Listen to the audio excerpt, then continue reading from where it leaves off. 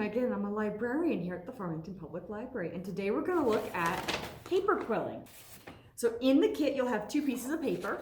One is white cardstock and one is a sparkly text weight paper. That's what we have.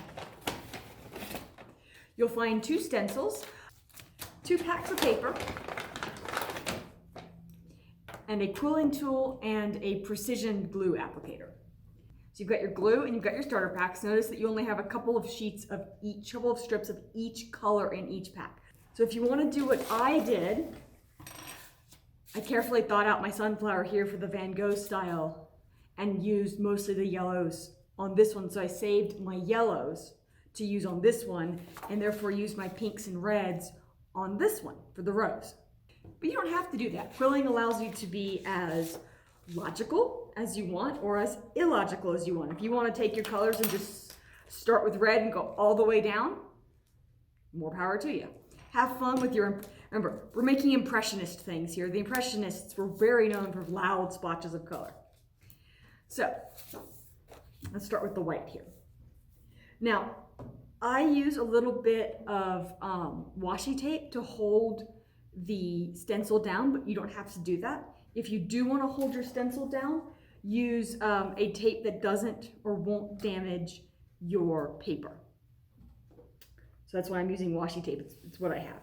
But Scotch tape or any form of masking tape, painter's tape, anything like that that won't damage your paper is perfect. And I chose the smaller image. You've got the dragonfly and a couple of flowers. I'm going to work on this little guy right here. So the easiest thing to do is to combine your two working and keep your working strips in one bag and your non-working strips in the other bag. So when I take off everything but the blues here, I'm going to take the colors right over here. And since I haven't opened that bag, I'm just going to stick them back in here. But it's always best to keep your quilling strips from getting everywhere, to stick them back in the bag they came from. Now, quilling strips are glued at the top, sort of like a page-a-day calendar. They're glued on both ends. So you need to make sure you take the glue off before you use it. You take the strips. Now these are sample strips, so they're 1/8 inch wide, which is very narrow, and they're only a couple inches long. The quilling strips come in up to, I think, 36 inches in length at widths of 1/8 to, if you're really going for it, 1 inch wide, although that is much more common for 3D effects, like if you're making Moravian stars or 3D animals, as opposed to gluing stuff like this. So usually you make a card or something else. This is the sort of thing you can put as decoration in your house. Now, the tool that we give you is a slotted quilling tool. It's the first of the quilling tools and the most basic and easiest to use. There's about 1 million quilling tools out there. So if you really like this, there's a couple of different websites that will sell you every single quilling tool your little heart will desire. What you do is you thread the quilling strip into the slotted tool, just like you're using needle and thread, and then you take the quilling strip and you twist it either clockwise or counterclockwise, it does not matter, and you roll up or twist up your quilling strip.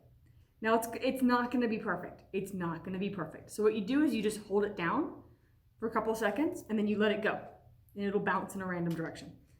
And you kind of watch it as it settles itself out, and then you grab your glue and you look at it and you kind of work it so it looks good, and then you just add, and you just do that, a little bit of glue.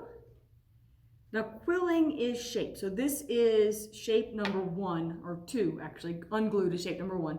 Shape number 2 is just the simple thing. Now it doesn't really fit in any of these, so what you do is you take one end, any end of your quilled little shape, and you pinch it. Now I like to pinch the area where I glued it down because it's both the least flexible and it just makes it look really interesting on the inside when you pinch the side that has no flexibility.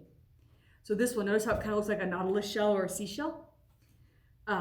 That's the second shape, that's the thing. And then you just manipulate the shapes, and then you just put it in whichever side you want. So, oh, that one's a little thing, so I'm gonna kind of twist it and pinch it in, and it pops out, don't worry.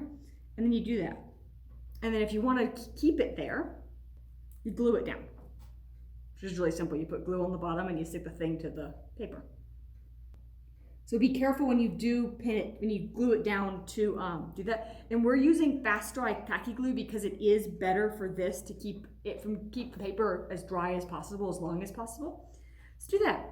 Okay, that looks good. So now repeat until you get that done. If you look at that, and you can always move your stencil around. So if you want like 5 or 6 of these, you can take your stencil off and put it down so that you have a little row of flowers. You can also change your color. So like if you want to do every petal a different color, which would be beautiful, you can do that. You'll get 2 stencils, and I did my Van Gogh sunflower in very sunflowery colors. This one I had to tape down. And of this stencil here, I did this one here, again in very careful colors with mostly pinks and a little bit of greens here for leaves. And then I taped the stencil back down so that I could do the dragonfly. This is a craft night, so any kits left over from our craft night will be available at the reference desk the day after our craft night.